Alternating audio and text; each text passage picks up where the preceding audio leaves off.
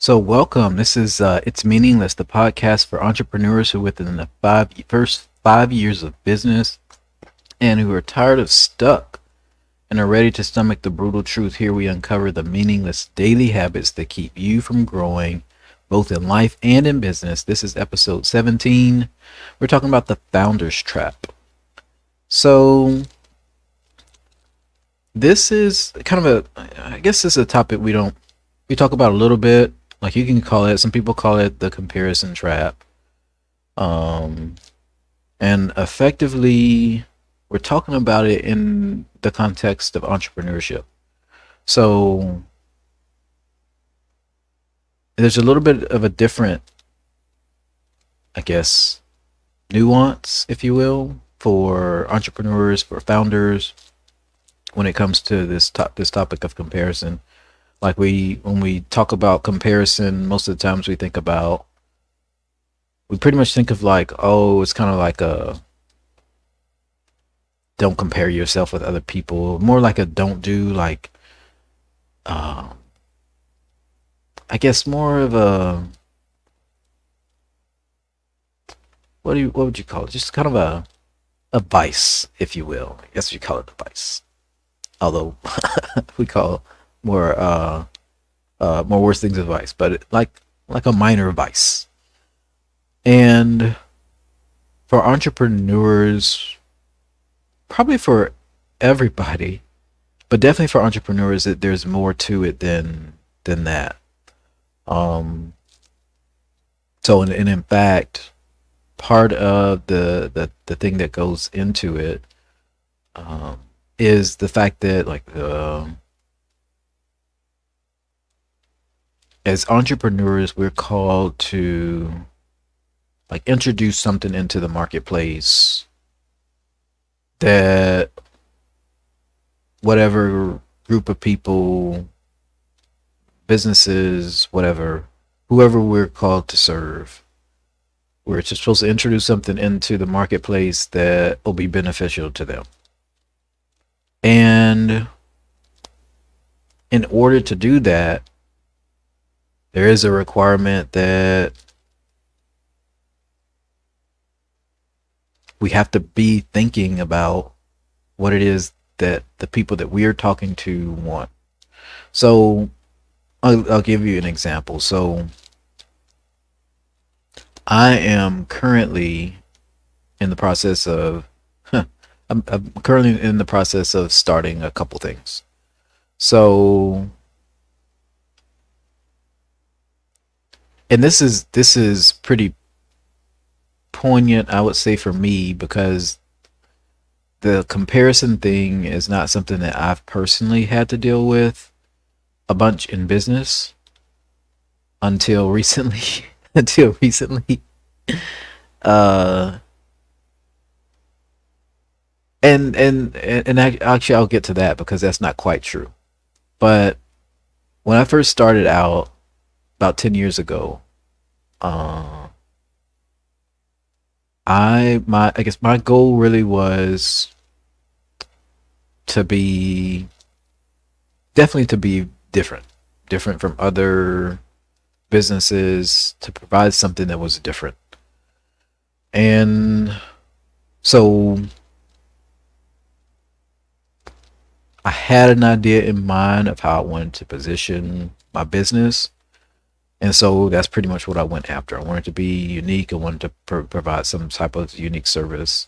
And so for me, that really like trying to compare myself with others in terms of like trying to mirror them or figure out who was better. Like that wasn't really my on my radar. And then fast forward to, I don't know, I guess about 2 years ago, about a year and a half ago. It's called a year and a half. I'm starting or getting the idea for something new. And then one of the first things I'm trying to do is kind of look around and see like who's doing this, how has it been done before, is there something similar in other industries that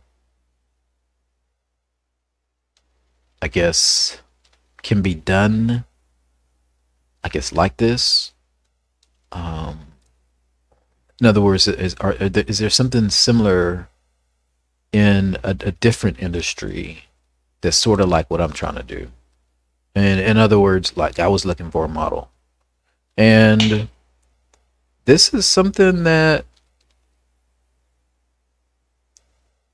like on the surface, this is all good stuff to do.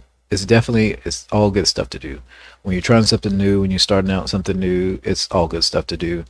To be able to look and see, okay, who are the players, who's doing what, with the intent of being able to serve your customers in a different way. The the problem with that though is, I guess the problem comes when we're doing all this research, and of course this is kind of your basic like initial market research when you're starting something. That is, with you're starting a new business, if you're introducing a new product into the market, creating a new offer, this is just your initial market research, and or at least a part of it. And so the problem though with doing all these things, or at least the intent behind doing all these things, is when we have an intent of, I guess, trying not to be wrong. As in, sometimes we can look for a model, or try to look for a model with the intent of, let me copy something that somebody else is doing so that I don't have to be wrong in trying to start something up on my own. And like I said, at first glance that seems wise, and there are definitely elements of that are. The thing that we would miss in thinking that way is the fact that we're, as entrepreneurs, we are like business ownership, the way that markets work, economic markets work, uh, like require that there be distinction in the markets, that businesses be distinct, that businesses offer distinct services. It's a requirement. So in other words, to the extent that we're looking for some existing model to follow, and especially in our same industry, then it kind of cripples what we can do in, yeah, it cripples what we can do in business. In other words, if we have identified, and this is part of like the process, if we've identified a problem that our customers have and our potential customers have, like if we've done that, number one, we've got that locked in, that's what we're after, that's what we're trying to tackle, then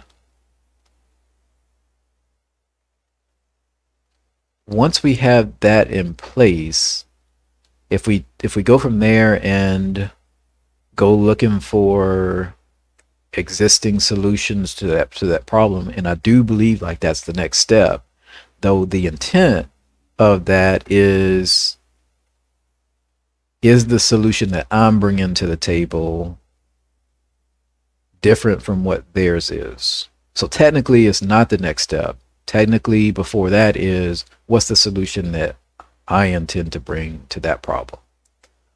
And so once I've made the solution that I'm intending to make, then I can compare it against what other people are doing or not doing. In other words, if I try to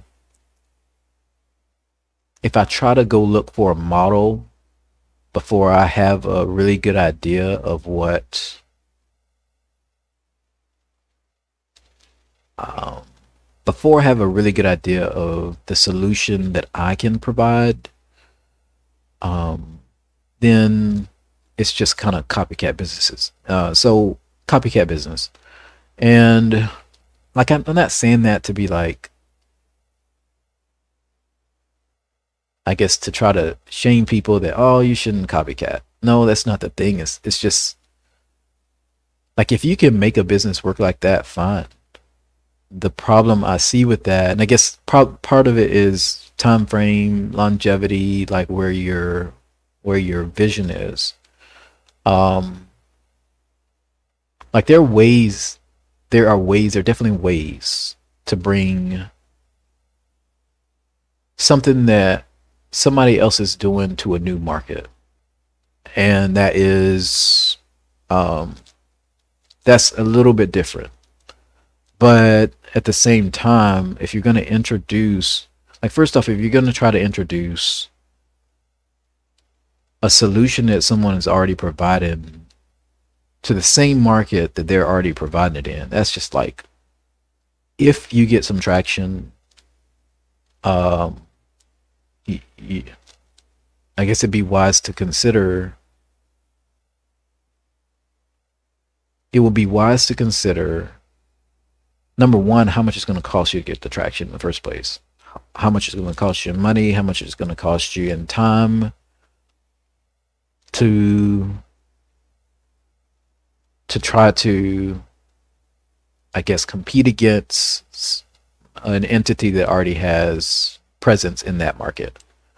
Um, and this is like, there's a bunch of kind of nuance, a bunch of nuance to this conversation, but we're just going to go through a kind of a few of the general scenarios, really, in to hit home the point of, in terms of comparison inside of, in businesses, for entrepreneurs, in order to show just really how, mm, I guess you would say, yeah, meaningless it can be. Um, if we, yeah, if that's our goal. So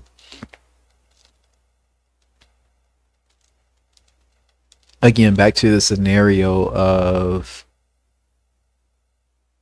launching a new product or launching a new solution into an existing, um,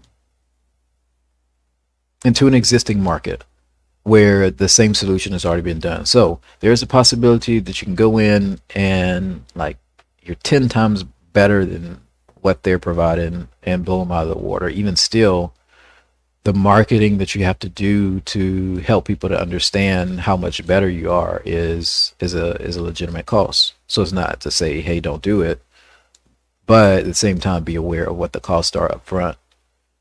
And so even in that case, like, if your solutions, in other words, if you do the same solution 10 times better, then technically it's not the same solution. So like that counts as, instead of you looking to find a model from somebody else, that counts as you choosing to be different. You choosing to be, yeah, to provide a unique service to your clients, to your customer base. Another thing I'd say is, so sometimes you can provide the same, and like I said, I'm not going to go into these in too much detail, but sometimes you can provide the same service, the same solution, and just have better marketing. So if you're in a market where there is a participant in the market that is offering a certain solution, and they're good at what they do, and but like they don't really have a lot of they don't have a lot of market penetration. And the reason they wouldn't have a lot of market penetration would more than likely be because they don't market. So in that case, you can, like, if you're guru or have a guru at marketing, like, you can go take the same solution and just market it. And like, that's a way to. Um, but like, either way, let's just say there's no long-term business benefit to simply taking what somebody else is doing in the market and um, and trying to do it yourself in the same market. Um,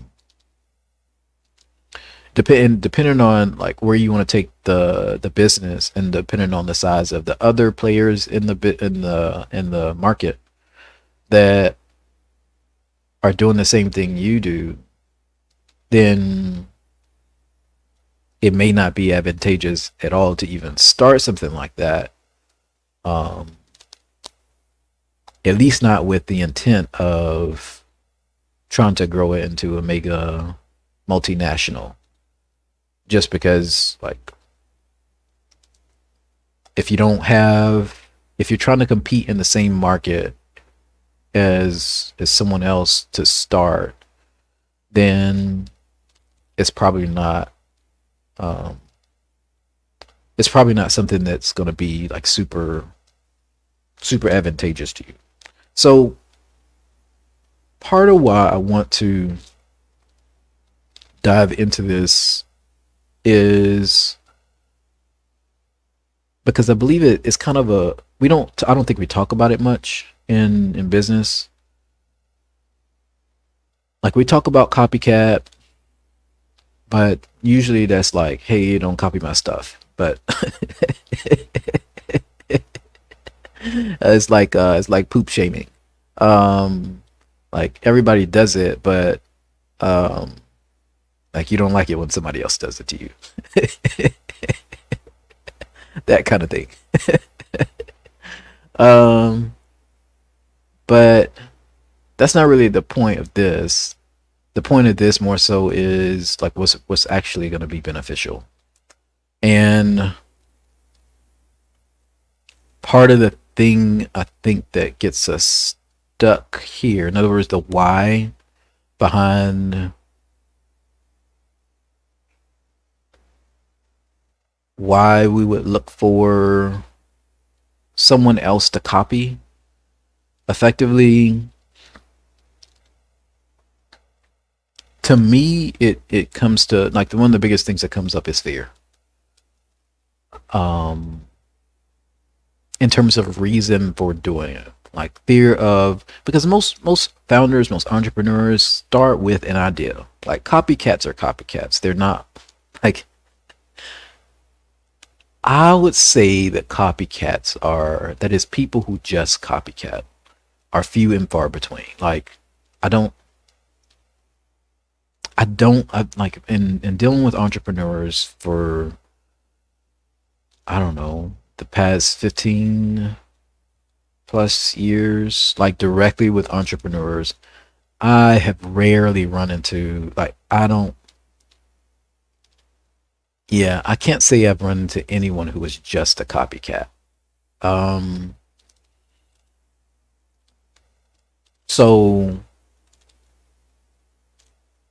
like, entrepreneurs for the most part start with an idea, not an idea somebody else gave them, an idea that they have. And so the challenge, if you will, once they have the idea, is how do I put this into place? Because the idea is just an idea. Like, it, to me, the idea isn't worth very much. I know people sell stuff, like sell ideas and stuff like that. Like, meh. But to me, like, there's very little benefit in just the idea, because of the complexity and the decisions that still have to be made in order to be able to implement it. Like, that's Um, yeah, and I think I've talked about it before in the episode I did on NDAs about the fact that ideas are really a dime a dozen. Like you can find them, you can go online and find a bunch of them out there for free. Like no one's charging, and they may be really good ideas. The thing is, though, is there's additional work, there's additional effort, there's additional resources that are necessary to actually make it worth anything. So, but most entrepreneurs usually start with an idea of their own.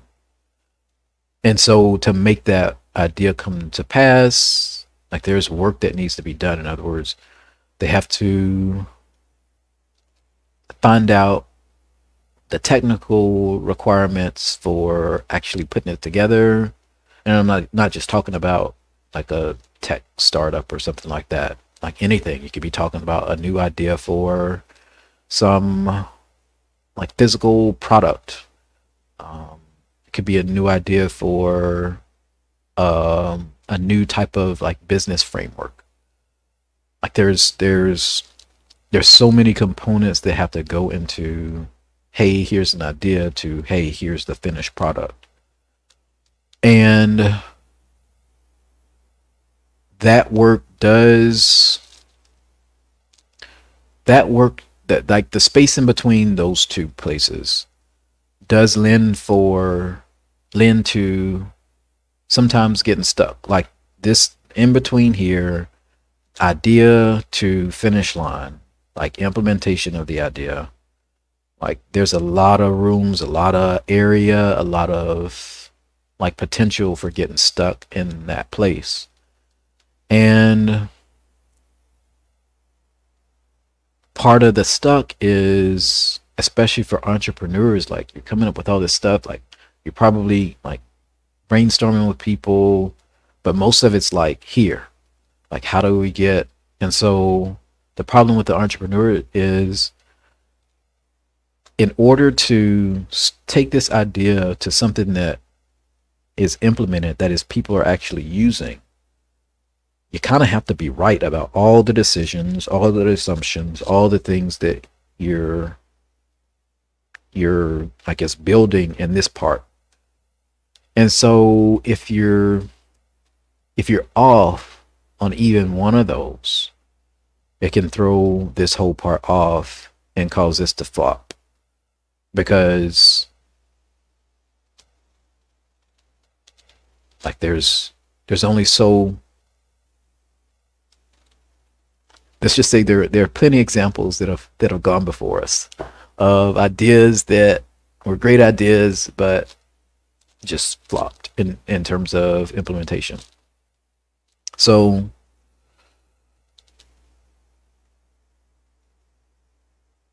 when we when we're looking to get all the way to implementation successfully, it can be like, in order to make sure we're right, it can be a huge temptation to say, hey, look, what is somebody else doing? And like I said, like in this space, I think that's good and healthy.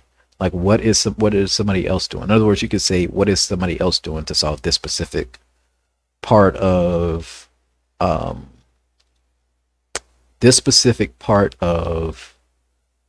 like the whole solution that I'm creating for this idea.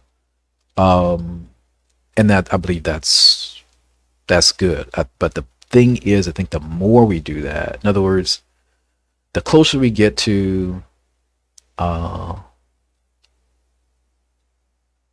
what is somebody else doing, what things are somebody else doing to solve this whole problem, and just sticking with that, um, it just means that our solution is less distinct, less unique, and therefore less valuable to our market because it is less distinct. So, and effectively, that's what we want to we want to avoid. In other words, the result of getting stuck there, that is migrating more to, okay, this is a solution that's already pre-made, pre-done, is at best mediocrity in business. And like, and I guess that's kind of the thing. Like this topic, this conversation is for entrepreneurs. So mediocrity is usually not what entrepreneurs are looking for. Entrepreneurs are usually looking to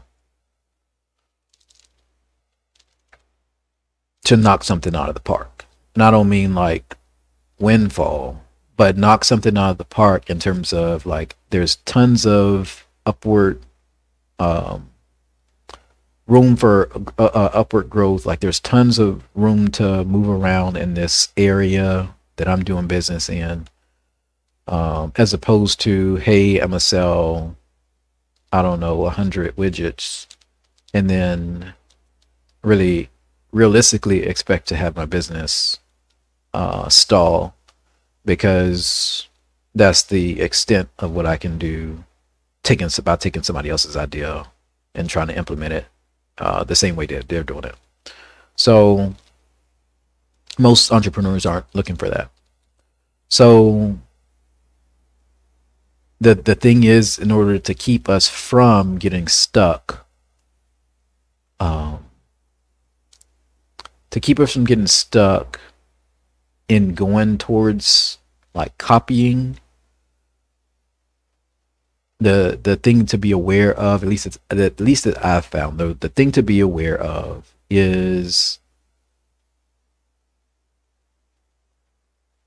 I guess, gauging like my fear of being wrong. Sometimes it's an issue of comfort, but like I don't want to have to go through that much trouble. Um, or risk wise, I'm more comfortable just doing something that's already been done. But like risk is a part of business. And if we're not willing to risk, we're not really here for entrepreneurship. Um, don't get me wrong, um, we're not going out to make choices that just because. We're not going out to make choices that like we have no clue of whether or not it'll work or not. So effectively, it's just like it's best guess, as in like what is my best guess? Like what's the thing that I suspect is going to work more than anything else? And of course, like we're talking about work more than anything else includes, am I going to have a market share where I'm not paying top dollar for marketing because I have competitors already that do the same thing?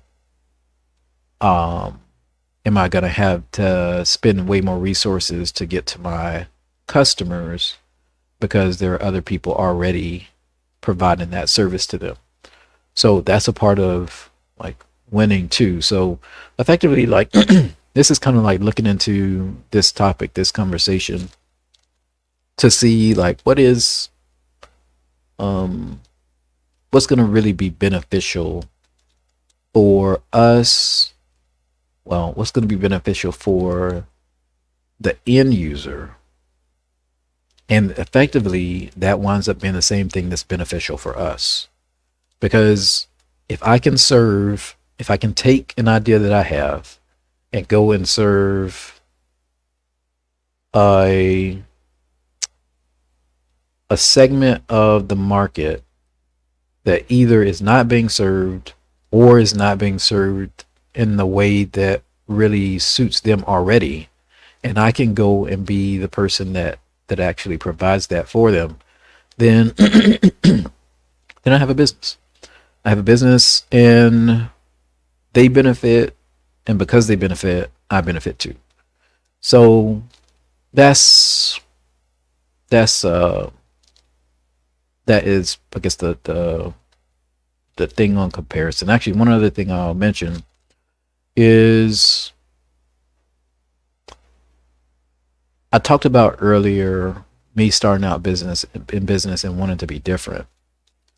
And that's kind of a way, sometimes that's a way to fall into the comparison trap too. Because being different isn't really the goal. Being unique in terms of